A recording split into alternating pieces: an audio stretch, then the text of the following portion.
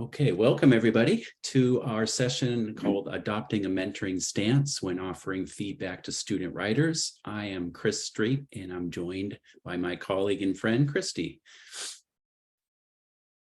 And if you would like to follow along, here is a QR code to a Google folder that has everything, including this slideshow in it. And this is the direct link to the presentation as well, which is also in the chat. And you can see a couple other names there. Norm and Jen helped us in the development of the paper that this session's based on, but they could not join us today. So it's Christy and myself. So I'm a professor at Cal State Fullerton. I am connected to ERWC because I've been working with providing professional learning for mostly Southern California teachers now for almost 20 years. I have written a module and I'm on the steering committee. So I have a long-standing connection to ERWC, and that's one of the focal points of our session today. And I am Christy Kenny Kitchen. I am a teacher at Buena Park High School. I've been teaching ERWC for about 10, 12 years now. I also work as a trainer of teachers of ERWC, have worked as a clinical coach with teachers, and have also written some of the curriculum for the program. Great, thanks, Christy. So let's jump in. So I have, we're going to talk a lot about feedback and what to do and what to avoid. So I'm going to share with you an essay that I wrote. It was my first ever publication. I wrote it while I was on sabbatical and took a break from teaching. And it was basically my reflection on who I am as a writer. So I want you to, when I pop this up in front, I would like you to just take a quick look at the highlighted text, just a couple of paragraphs. And then we'll come back together and talk about that. So I'll give you a minute, we'll pause, and then we'll come back together.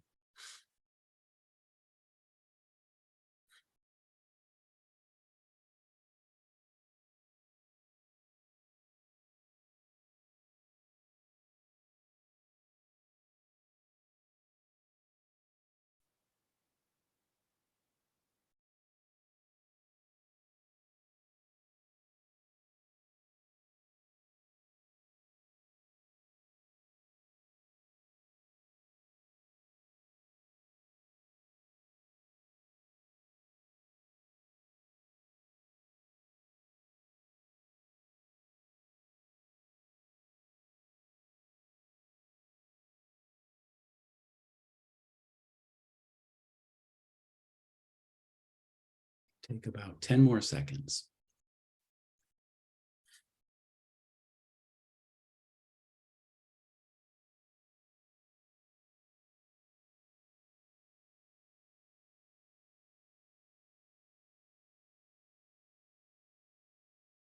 Okay.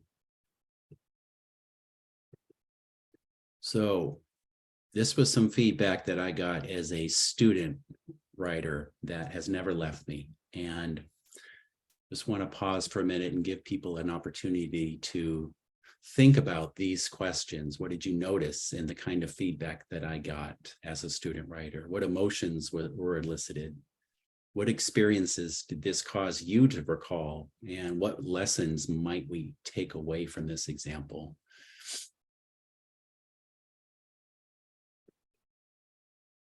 And then want everybody to think again about who you were as a student writer. What do you remember from your days as a student writer? And just we'll pause for a minute and then I'll jump back in after you've had a couple of minutes to think about that.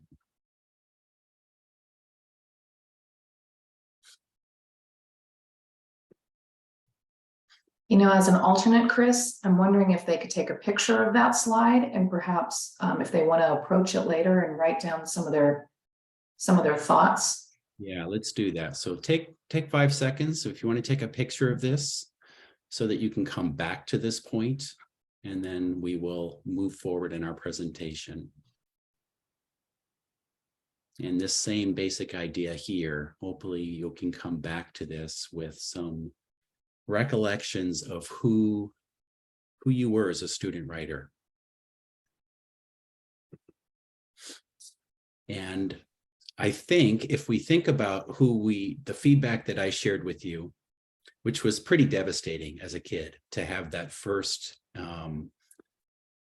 that feedback from my one English teacher who was, basically questioning who I was as a person, not just who I was as a student or as a writer. Those words have real power. So I certainly think that the examples I shared with you in that short excerpt still have an impact on my life as a teacher of writing. And I'm betting that we all have memories of events when we were student writers, be they good or bad or indifferent, that probably we'll never forget. So I just wanted to share with you those examples just to get a sense of the kind of feedback we can offer our students, some good, some not productive, some painful, some very inspiring. We have a lot of power in the feedback we give our kids. So I just wanted you to come away with that realization that hopefully that's affirming that we really do hold a tremendous amount of power over our students in the kind of feedback we give them. So Christy's going to share next an actual paper, and we'll kind of put some of this into a real world example. So first of all, we're going to open up a paper. We're going to read a student paper together. It's from an ERWC module called Language, Gender, and Culture. But before we do that, I'd like to share with you the prompt that I give to students before they write. Chris, could you go ahead and open up that prompt for us? Let's open up the prompt. I'm sorry, the rubric. I meant to say the rubric. Rubric first, okay. Let me just get back here. Rubric first. There we go.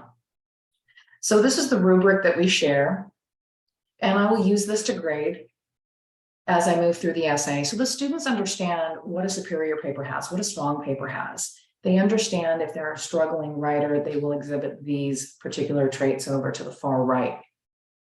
We look at audience, we look at voice, and these are all things that we've worked through throughout the module as we read the various texts. Sentence fluency with the various articles that are presented is also another piece of this particular writing. And so let's go ahead and jump over to the prompt again there, Chris. Perfect. So first, this prompt provides a situation, and I'll just read it to you real fast. Among other issues, each of the articles in the module considers how we might respond to the ways that social environments and norms constrain us. About a boy finding that school culture does not value his preferred ways of behaving, David Brooks imagines in kindergarten he'd wonder why he just couldn't be good. By junior high, he'd lose interest in trying and his grades would plummet. So this is directly from an article that students have already dissected. Then he'd rebel. If the official school culture was uber nurturing, he'd be uber crude. If it valued cooperation and sensitivity, he'd devote his mental energies to violent video games and aggressive music. Then we move on to, and I'll let you read this here, a mini paragraph from Prelude the Barbershop by Vershawn Ashanti Young, and his attempts to fit in as a person of color in both the university environment and the barbershop. Then we move on to Audre Lorde's paragraph here, and we presented an article in class. And you'll notice the underlined question there is really what the prompt is about. What are the tyrannies you swallow day by day and attempt to make your own until you will sicken and die of them still in silence? Her article, by the way, is very poetic in nature. So they're exposed to a lot of different forms of writing prior to getting to the prompt. So the prompt down at the bottom, after you have considered Lorde's question above and the alternative she subsequently proposes, students are asked to write a speech that proposes meaningful change in your community, in their community, related to the issues raised in these readings. And then I've broken it down a little bit further, asking them to decide on an audience to address, giving them several possibilities, asking them to compose an argument describing a particular tyranny or challenge. And by the way, these highlighted items are for you, our audience right now. Students will dissect the prompt and mark it up as needed during class. And third, and proposing changes that may improve the lives of those who endure it. So they have to describe a tyranny or challenge and then propose a meaningful change. And they can use their own personal experience. They can use any experiences from the 5 authors in the module, hypothetical situations, and so forth. So I think that just takes us right to the essay then, Chris. Yeah, let me click into that. Perfect. So you can see the essay there. I'll read it for you. Well, actually it's 4 pages. I'm not going to read the entire thing. We'll give you a moment to go ahead and read this. The highlighted piece is their thesis statement, and that's one thing that I ask students to identify prior to turning the essay in.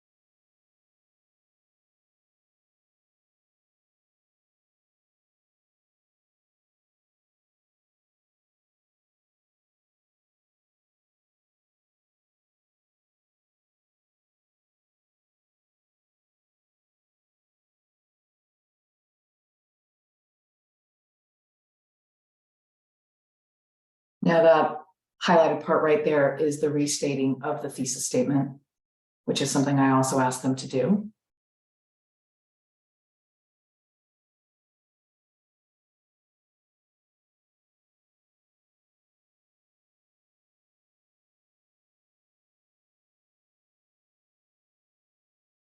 And just to note, this paper was randomly selected from a number of papers that I received. I did not change anything for our audience today.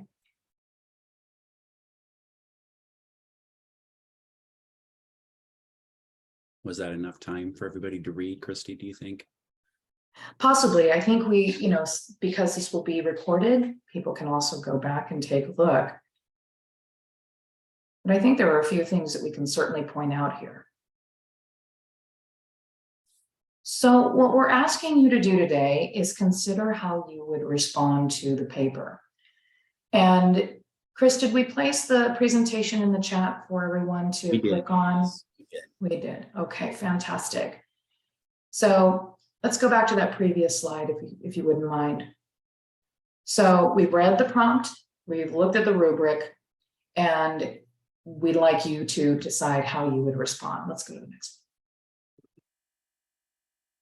So if we were joined by a live audience today, we would break you into small groups and we would discuss the kind of feedback and approach that might be helpful to the writer. We don't have a live audience, but you are certainly more than welcome to pause here, take a picture of this, and consider how you would respond. Chris, may I ask how you might respond to this paper?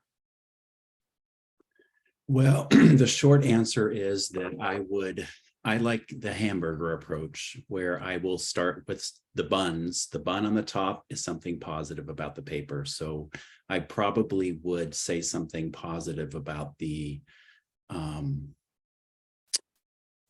strength of opinion of this student.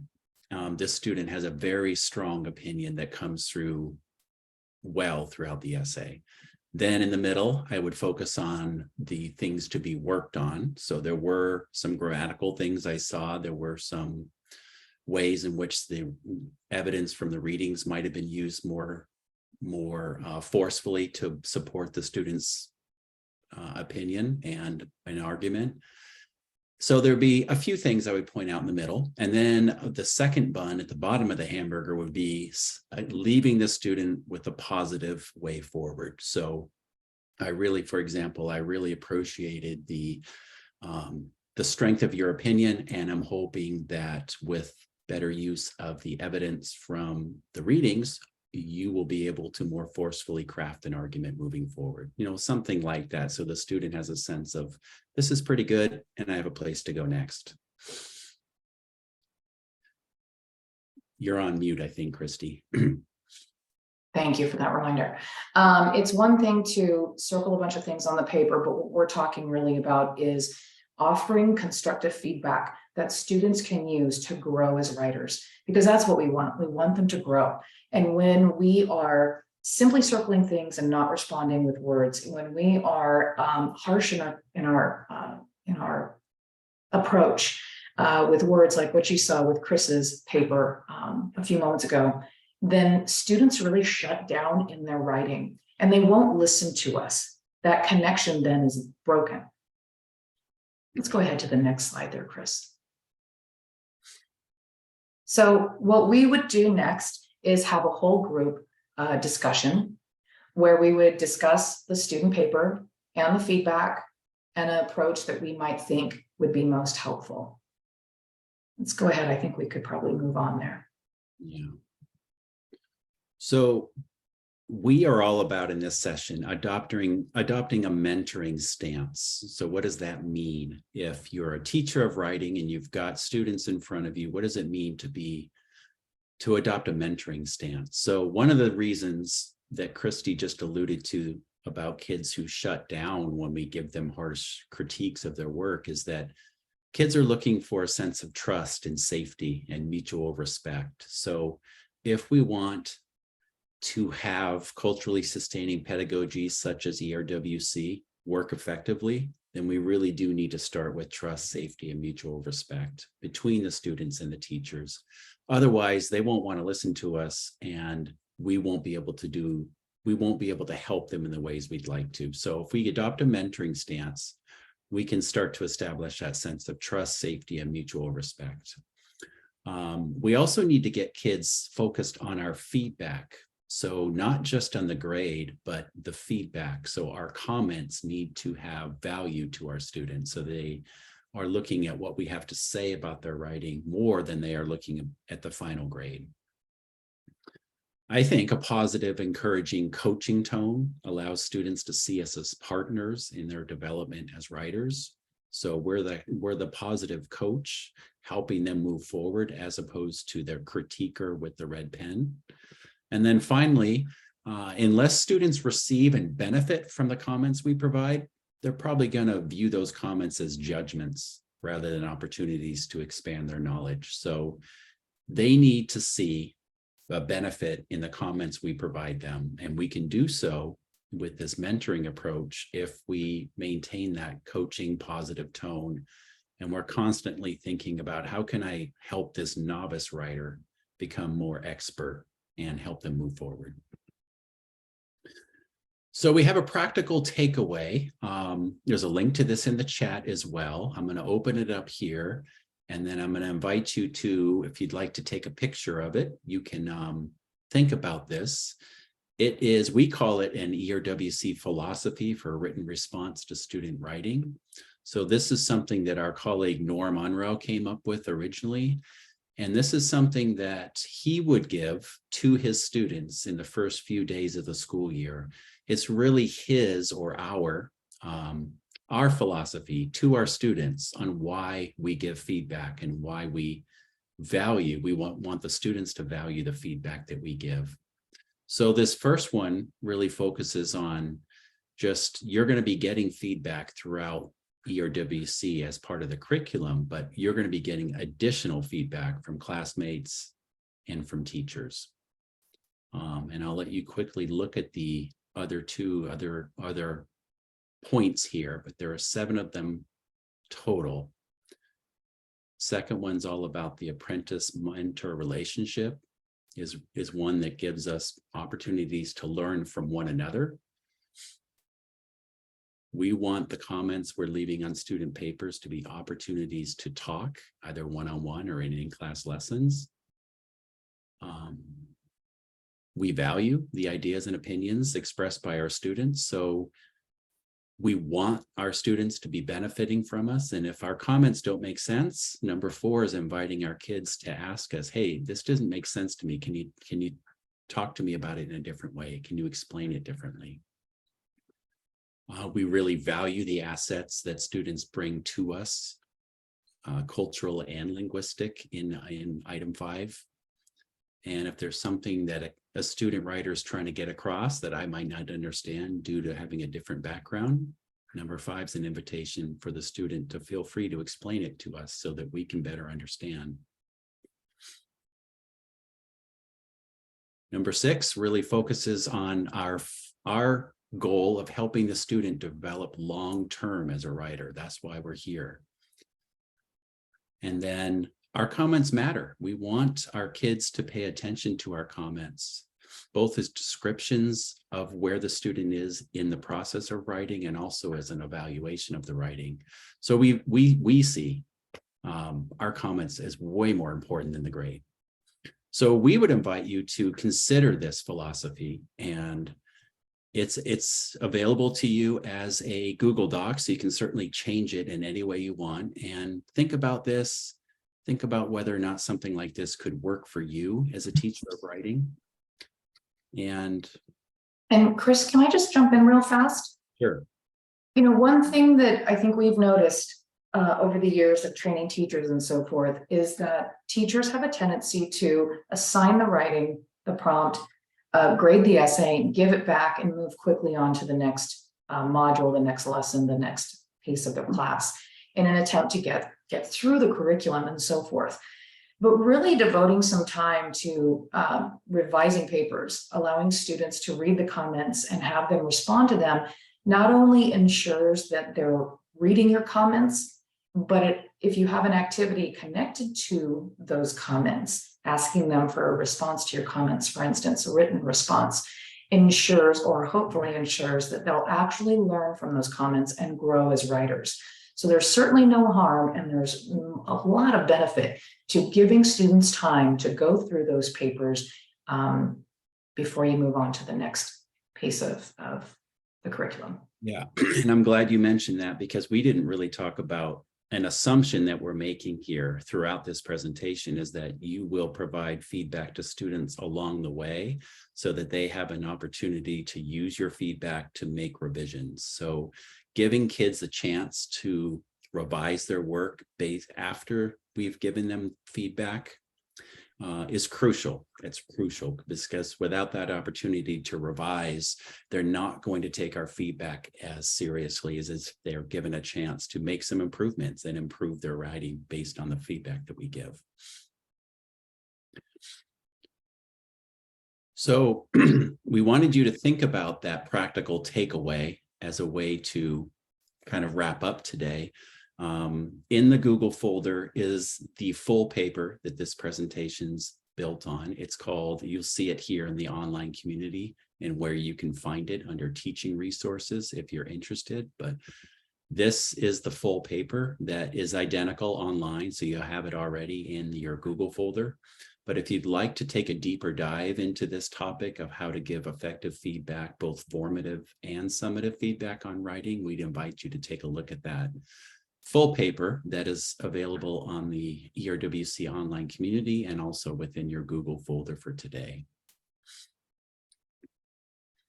Anything else, Christy, that you'd like to wrap up with?